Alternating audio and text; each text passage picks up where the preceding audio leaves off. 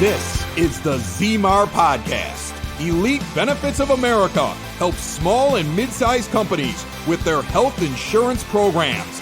And now, your host, Butch Zemar. Let's talk a little bit about early planning. Right now, it's mid to late April, and some of my clients are questioning the fact that we're starting to do some of the reviews when their health insurance or employee benefits program entirely is not renewing until the fourth quarter or January 1. And there's a lot of reasons for this. Is some of them could be a little bit more complicated, so need some more time. But I wanted to go through some analysis and then some checkpoints that you should start looking at right now, which is a perfect time because everybody has busy schedules. Why wait until there's urgency on the table in October, November, December to try to make decisions when you're pressed for time? At least right now you have time. You can get access to resources and ask the questions that you may need, and you may not even make decisions this year. But do the homework, put it in a file, and so you can make better decisions later if it's not this current year. Most small to mid-sized companies that implement a employee benefit programs are probably paying between $250,000 and $1 million worth of health for their employee benefits program. That's just the gross amount. That doesn't include the employees' contribution. But on average, I would say between small and mid-sized companies, you got the lows and the highs.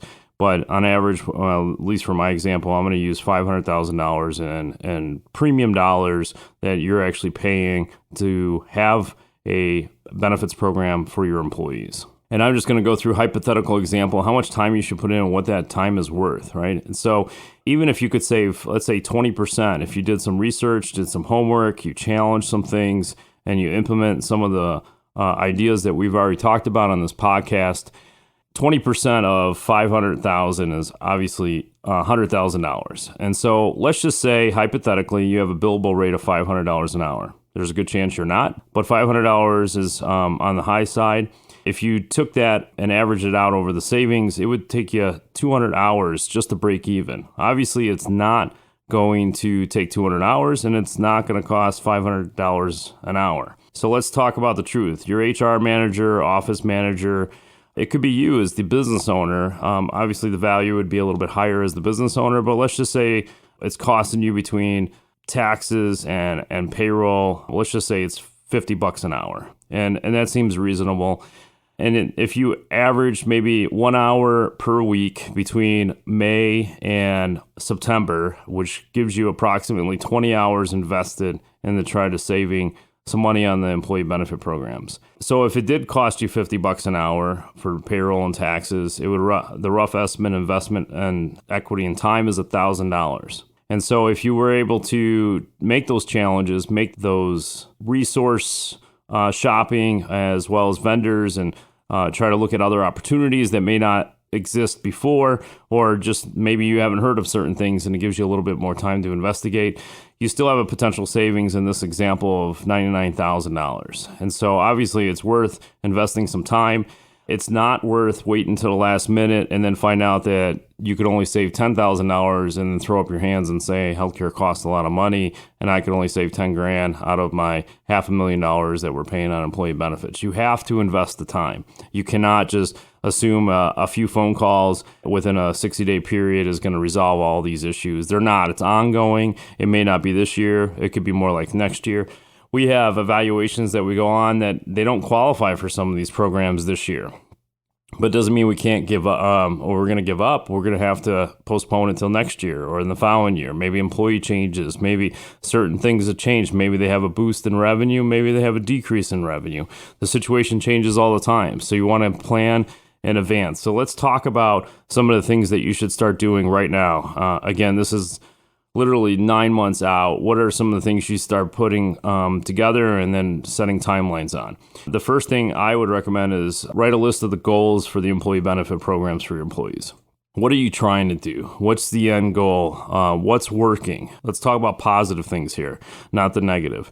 What are things that you want to try to offer? What are some of the things you want to move to? What are those goals? We need to write those out.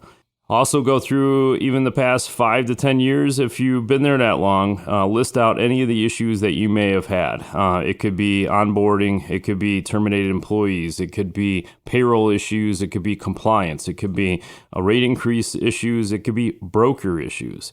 And so list those issues out, and then I would take that and put that into a not fancy document, just something that typed up that you can either email or print out and provide to somebody, such as your broker. I would call your broker, the one you currently have, see what they have to say. For sure, give them a respect and loyalty because they're working for you. You could always call us too, get the second opinion, and maybe you don't have a guy that could do this. Maybe you've grown out of the current broker. Maybe the broker's MIA. There's a lot of reasons, but obviously contact the broker and make sure you provide them these lists, the goals and issues. And the first thing you want to do is make sure that the broker aligns with your goals and have the resources themselves to provide resolutions for the issues. And the reason I say that is because you may have certain goals and the broker may come in and just slam all of them in some fashion. And I think there's valid reasons in a lot of cases that maybe your company is not ready for certain things. It could take a little longer to get there, and that's fine. But as long as they have reason and if it makes sense to you, great. And if it doesn't, persevere, push beyond that, get a second opinion, see if the validation is there between multiple brokers. You also want to make sure they're aligned because you need to make sure the broker has your best interest at heart. And because if they don't, they're not going to be working too hard for you when you're trying to push the envelope. When there's a gray area and you're trying to figure out how underwriting is going to take place, are they really going to drive it home and try to negotiate with that underwriter or figure out a way to be creative to get you approved and save that money? Or are they going to walk away and just say, hey, sorry, this is what it is? And so that's part of the vetting process. This could be multiple phone calls, meetings, whatever it might be, but these are some things that you have to do. Now, since we have a whole bunch of time, definitely take advantage of it. Take a look at least 2 offers in any of the areas that you're looking at, whether it's medical, dental, vision, life, long-term disability, short-term disability, long-term care. It could be payroll vendors. It could be a number of things. It could be third-party administrators for HRAs or HSAs. There's a number of resources. Even we're going to talk about compliance here in a second, but even compliance vendors. Get 2 or 3 offers just to see what other people are doing. It doesn't mean you're going to save anything. They could be exactly the same, and maybe there are savings, but it's not worth doing anything about. But how are you going to know without taking a look at it? You need to start making some of these decisions by August. And so this definitely gives you a few months, but don't let it pass because some of these pieces are going to be huge and you're not going to have enough time to do it for this year. But start the process so you can document the notes and the process that you're going through so that you can pick it up the following year if you're not able to do anything this year. There's a list of compliance areas that definitely need to be reviewed. This could be from the handbook, employee handbook that probably has never been updated. Maybe it has, but it's been years. Maybe some things have changed in how things operate. What are you doing there? The 125 doc, the pre-tax document, has to be updated every year. What are you doing about that? How is that being updated? You have to build a process for that. Some payroll companies do it and some don't touch it. And then also the wrap document. Majority of the small businesses, for sure, many of the medium-sized businesses have these documents either outdated or never had it in place to begin with. And this is a compliance issue with the Department of Labor, as well even the IRS in some cases, like the 125 document. So it's definitely a crucial area. The 5,500 filing reports is crucial for companies that are required to file, and it gets overlooked by many brokers because either a lack of confidence or lack of resources. And sometimes they're doing it, but they're doing it every other year or every few years when they remember. And so people make mistakes, but you just got to pick up the ball and see where the missing items are. And then also HR compliance. Do an HR audit. There's audit documents online. We have them in our office. We have access to HR outsourcing firms that help do the audits. So you could stay in compliance. An HR a HR review by Department of Labor is not the best audit to go through. So you're better off doing your own audit internally so you can start working through it. Nothing's going to change overnight. You're going to just take some bullet points. What are the highest priorities? Let's start tackling those. Once those are off the list, then we look at what's next. It's an ongoing process and never ends in 1 year versus another. So start your planning today. Hey gang, ever wonder what it's like to be a small business owner? It's confusing. Weird expenses coming out of nowhere. And when you throw in health insurance, forget it. Nobody understands how that works. If you own a business, big or small, it's one of the biggest expenses you have all year long. And yet, we all wait until open enrollment at the end of the year, and then we think to ourselves, next year I'll get a jump on it. And then it's another year of paying way too much. If you're a business owner, big or small, HR representative that wants to impress the boss, give Butch Zemar of Elite Benefits of America a call. Save yourself or your boss thousands or even tens of thousands of dollars a year. Reach out to Butch right now, 708-535-3006, or shoot him an email, butch@elitebenefits.net. And be sure to check out the Zemar podcast. Don't wait till the last minute. Put Butch Zemar to work for you now. Today I have a special guest, Chad Granger. We're going to have a discussion around compliance in the workplace and some other documentation. But welcome to the show, Chad. Thanks, Butch. Yeah, it's actually Granger, but you're pretty close there. One of these days. Yeah. So give us a little background on who you are. I know you work for a company called PrimePay, but you have a lot of history in the broker community, and I would like you to share that with our audience. Yeah, sure. Thanks, Butch. Thanks for having me on as well. Yeah, I was in on the carrier side for over 15 years, Blue Cross Blue Shield, and I did everything from medical management, process claims, worked in provider services. I was an account manager. I was also involved in direct sales for a number of years. So I really worked my way around kind of the overall operation to get a bigger picture view of how kind of all the cogs in the machine worked on the carrier side of things. And then I jumped to the broker world, where I was assistant vice president of employee benefits at a agency and a producer in another larger agency after that. And when I was working for one of those agencies, we worked with PrimePay. So that's kind of the hop, skip, and the jump of how I got to PrimePay when an opportunity came up for a regional manager position, handling all of the ancillary, TPA-related benefits and compliance, which I had some background in. So I thought it was a nice fit and transition for me. And I've been here almost 7 years now, certified in flexible compensation.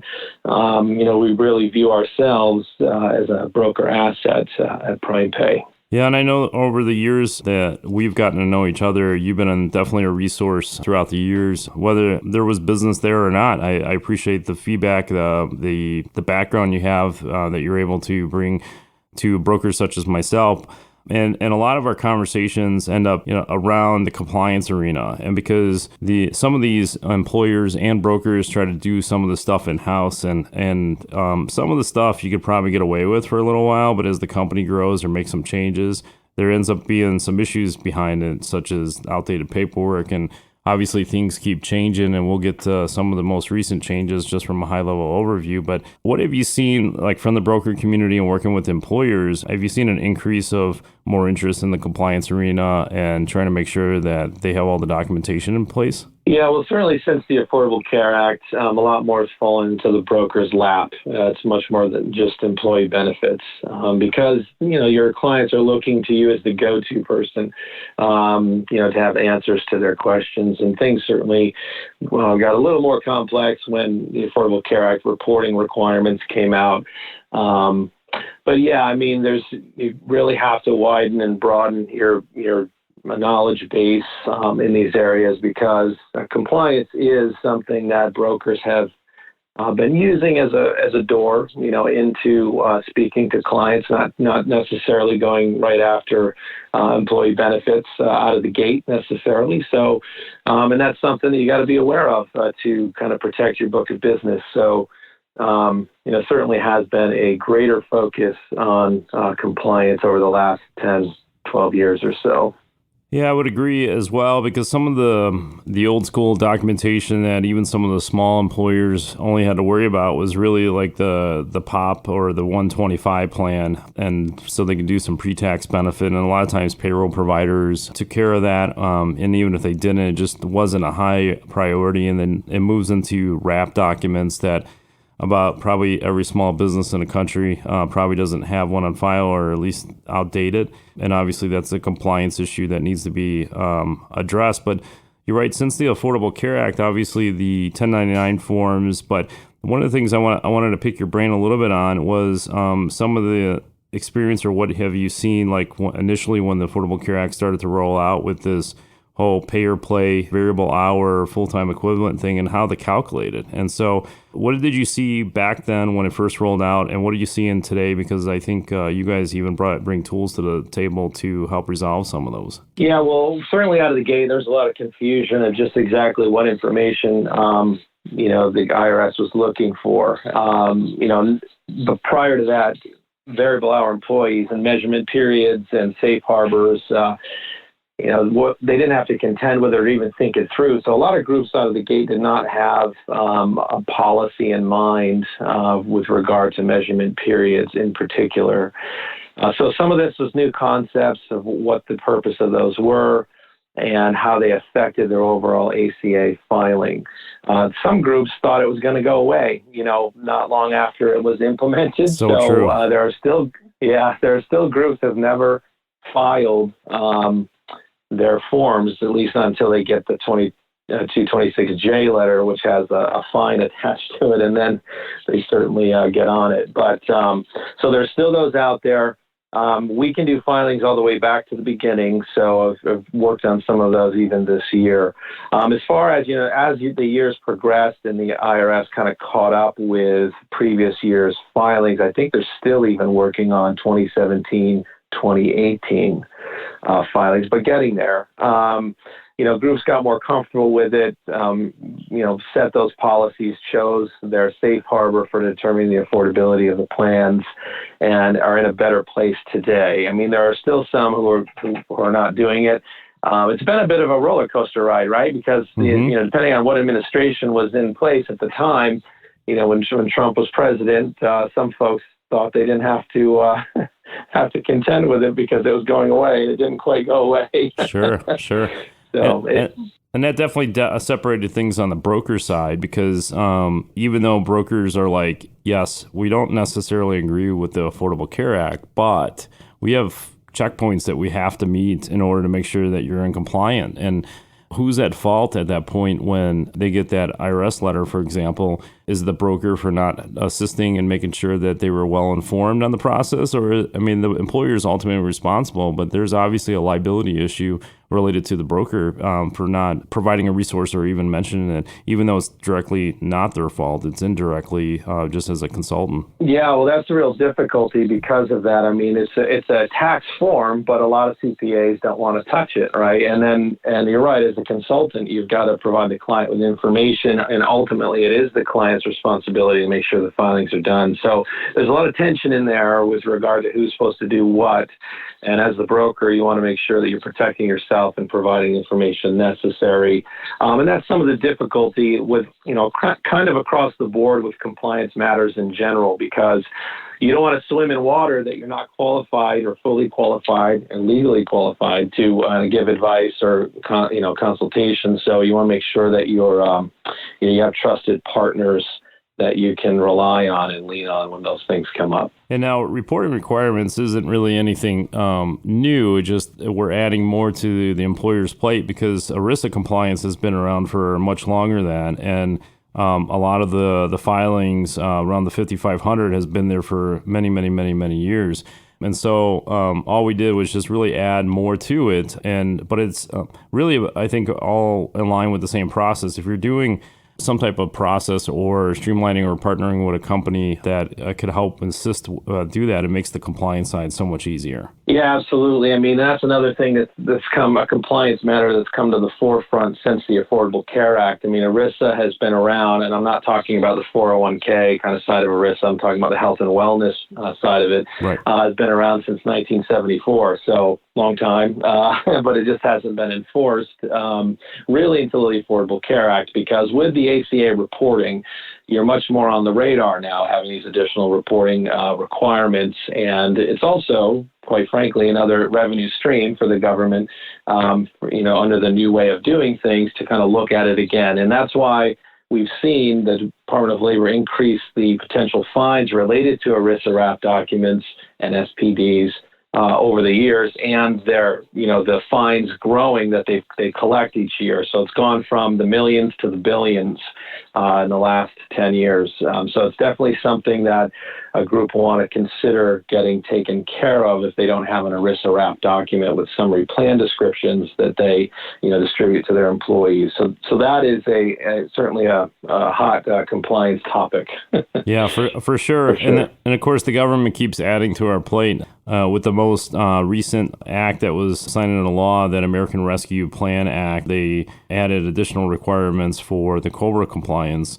In conversations with local brokers, it basically took them off their game because they were trying to even manhandle some of the COBRA administration in-house, which I think could be reasonable depending on who they are and how updated the paperwork, but there's some liability that comes with it. But I know things are still rolling out, but what are some of the differences that you're seeing from the old notifications to the new, just from a high level, nothing specific, but some of the things that they should be aware of? There's a couple things that affected COBRA due to the pandemic. The first one was what we kind of call the COBRA pause, which was when the national emergency was declared back March 1st of 2020. All the normal time frames for notifications under COBRA were suspended, at least temporarily, over the course of, it's still going on, for the national emergency. So someone on COBRA could have suspended their payments of COBRA for up to a year, and through what they call an outbreak period, which is 60 days past that year, which was supposed to have been the end of February, but they have the government has extended that without an end date exactly going on right now. But with the American Rescue Plan, there's that 6-month subsidy that the government's going to cover anyone who was involuntarily terminated or had a reduction of hours, which made them ineligible for their benefits. So from April 1 to September 30th, the government's going to cover the full premiums. And the main thing that's affected is a new set of notices that have to go out with language specific to that subsidy. I think it's 3 or 4 total notices. It also affects state level continuation. Those, and they have to go out by May 31st. So this is something that's happened very quickly. Some of it is still fluid, for sure. But, you have to identify, look back over the past 18 to 36 months, depending on, what state you're in and whether you're under federal or state level COBRA. And determine who is an assistance eligible individual. And then you have to send those folks those notices to make them aware of the fact that they're eligible for that subsidy. So that's the important thing. It has to go out by the end of May. So right now there is a bit of urgency in identifying them and having notices go out. And if you're handling that in-house, you definitely want to check out the Department of Labor's model notices, which were released a few days. Well, actually, I think it was around April 7th or 8th that they actually came out. So, but yeah, important to get those out by the end of May. With all these compliances things going on, and you made a brief note on the ACA filings, but there's probably many in our audience that's listening that might be suffering a reality check listening to this podcast and saying, holy smokes, maybe I'm off my game for a whole bunch of stuff. So what are you seeing besides the ACA filings and backdating all the way to the beginning, but like even all the other documentation, such as the 125 document or the wrap or the 5500? Are you seeing a lot of employers, or is there an opportunity for employers to actually go back and actually fix some of those documentation and get it fixed before any audits? Yeah, as with anything in regard to compliance, the important thing is that you make a good faith effort to get in compliance when you realize that you're not. So especially with the ACA filings, there's a lot of flexibility, with them early on because it was new, and they were just wanting to make sure everyone was actually doing the filing. So you may not have done it exactly perfectly correctly, but if you did make an effort to do it, that goes a long way. So with regard to any of these compliance matters, we would always say to take steps to get in compliance, and that goes a long way if in the future you're audited. It's certainly a lot different than if you intentionally ignore the matter, or you can claim ignorance, but certainly you want to make sure you protect yourself, because some of the fines are significant and can certainly damage your business if it's not addressed. Sure.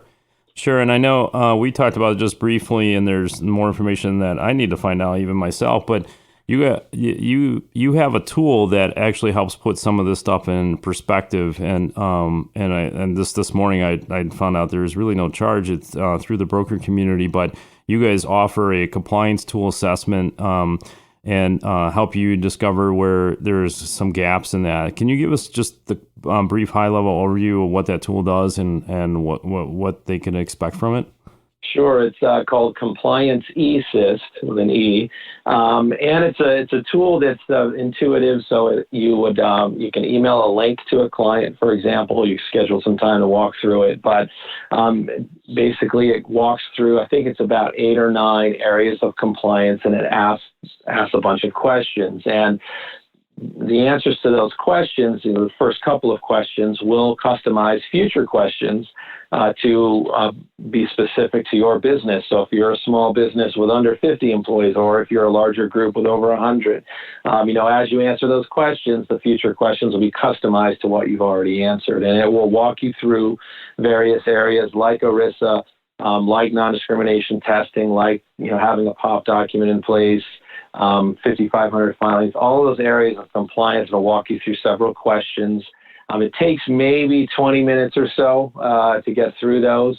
And at the end of it, it will provide a summary report of kind of where you stand, and it will give you a score, 1 to 10, in each of those different areas. And then, the ones where you really have a vulnerability, you can kind of focus on first. And it does have a nice report at the end of it. It's about 20 to 22 pages where it'll go through each area of compliance, explain it to you. Also, it'll mention the potential fines that you could be liable for if you were to fail in that area of compliance. So it'll show you the holes in your game, as it were, and help you shore that up and protect your business. So certainly a valuable tool.